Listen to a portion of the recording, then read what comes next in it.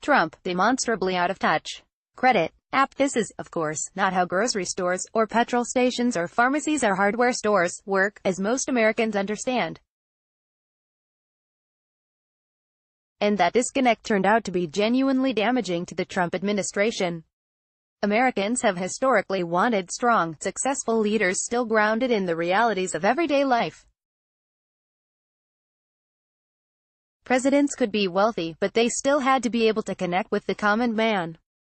This notion was built into the very fabric of Republican governance. George Washington, who had a taste for finery, did everything in his power to craft his image as a civilian, rather than a general, which he was, or a king, which he decidedly was not.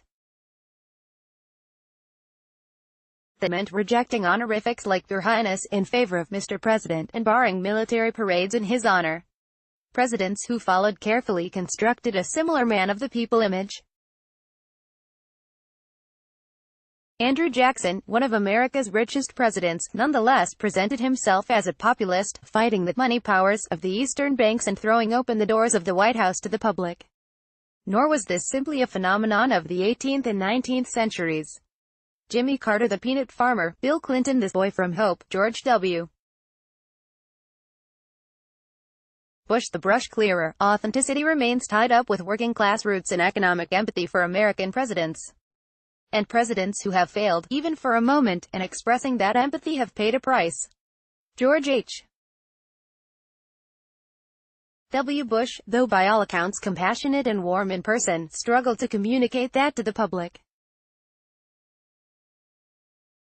Running for re-election in 1992 in the midst of a recession, Bush fumbled again and again.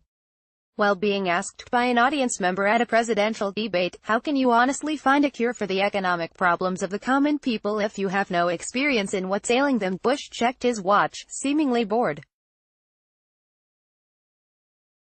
His answer was no better than his body language. He kept asking for clarification, unable to grasp what it meant to be affected by the economic downturn. Loading this moment, set against his opponents, "I feel your pain," emoting, helped turn the election toward Bill Clinton. Barack Obama faced similar struggles. Out on the campaign trail in Iowa in 2007, he asked incredulously, "Anybody gone into Whole Foods lately and see what they charge for arugula? I mean, they're charging a lot of money for this stuff."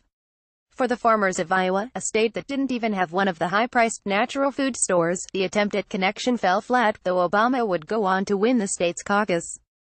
And of course Mitt Romney spent his time on the campaign trail in 2012 trying to connect with voters with tales that never quite connected with the working and middle classes.